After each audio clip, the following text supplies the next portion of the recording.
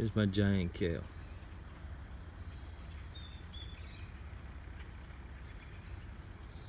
Well, it's October 22nd and this is just about to end the last few days of my garden. I've got a few things still growing. Okay. My prize winning, I didn't win any prizes for it, squash plant is trying to pump out one last squash. I've got a bean plant,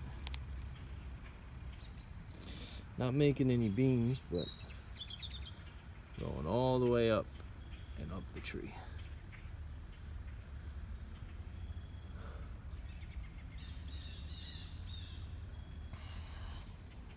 It looks like a tornado, or it looks like I already harvested, but what happened was my dog knocks down all the corn. When she breaks in, and she just runs around. She's a pit bull.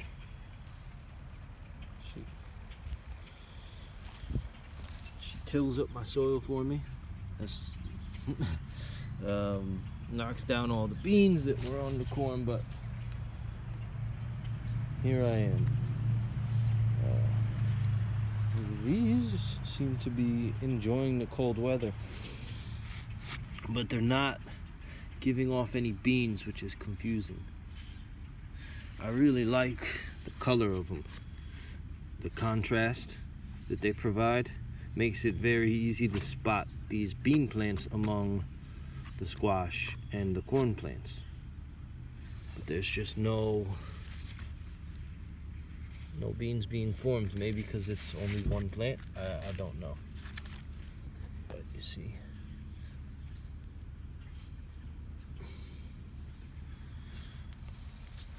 Anyways, I have to go through what I'm doing this year.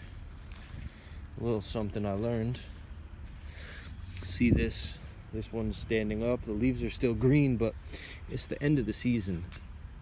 If I go any longer, I risk exposing these plants to mold because it's too cold and it's cloudy, it's raining just about every day. So I'm gonna go through, I'm gonna chop it here, okay? Yeah, I'm gonna bring these inside and I'm gonna hang them upside down. I'm gonna hang them by right about where I chopped them. I'm gonna hang them upside down. The reason being is there's still sugars, there's still vitamins and minerals that are gonna transport their way down the stalk and into the corn plant, making it into the corn cob, making it grow a little bit more. It's gonna have a little bit more nutrition. So this is one way that you can add to what I've got. Now, I do have some beans. As you can see, those beans, those are probably seed for next year. They're dried out. Now, this is better than machine farming because the machine just chops them off and they are as is. It's faster, but I mean, I could chop 3,000 stalks and hang them in one day in a 12-hour time frame. And that's enough food for one person for the entire year easily. So you're talking one day of work for an entire year's worth of food. That, you know, just doing some rudimentary math, that works out for me. These are very cool Asian wing beans. I haven't tried them. I don't know if they're ready, but I will try and grow them next year. They gave out purple flower, like light purple flowers. It was nice.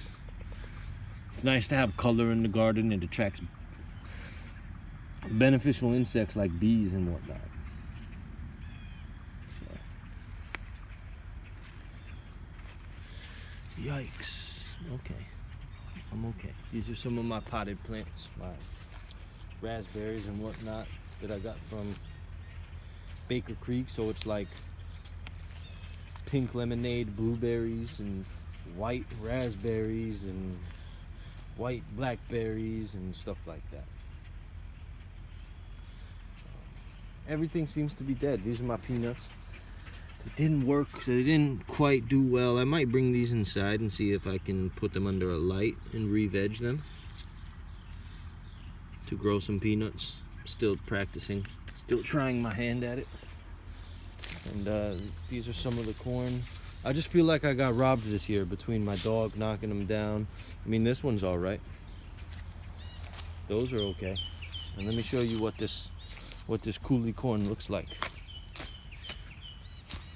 Well, color-wise, it's not supposed to look like this structure-wise, but look at that color. That's all antioxidants.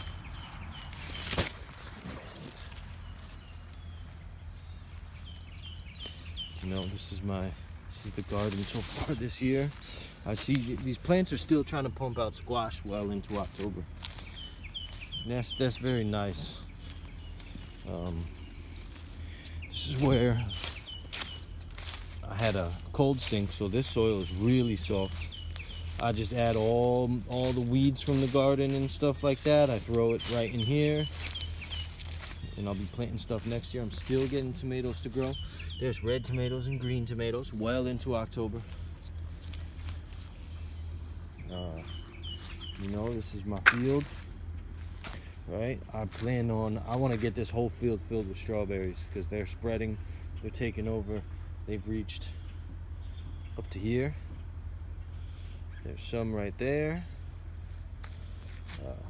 I don't see anywhere I'm standing, but you know, they're creeping. They've taken over almost a third of this area. And this year, one thing I'm going to be doing is removing these boards and bringing the level back to this fence post so I can build stairs like this, covered by leaves, which is a good thing. That's all the compost that I have. Okay, now that everything's died, you can really start to see the asparagus plants. And as long as I weed this well, I'll get more asparagus next year than I got this year. And it's just a continual, as long as I let the seeds drop and they propagate more, it's an endless cycle. So I'm gonna move this thing forward, and I wanna grow this whole area with strawberries and other things, but this level is gonna be my strawberry level. Obviously this area will be smaller, but I'll deal with that. And you know, I just have plans for the garden for next year. Gonna have to move my oregano bush.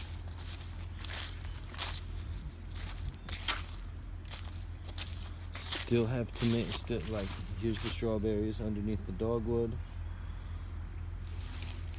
Still have green tomatoes growing. Look at that. I gotta clean up. I gotta get the trash out. This is my sweet potato plant. I'll probably grow more sweet potatoes next year. As many as I can. Again, my tomatoes still growing. They're supposed to be like that color orange. So they go from green to orange. And this is all compost for next year.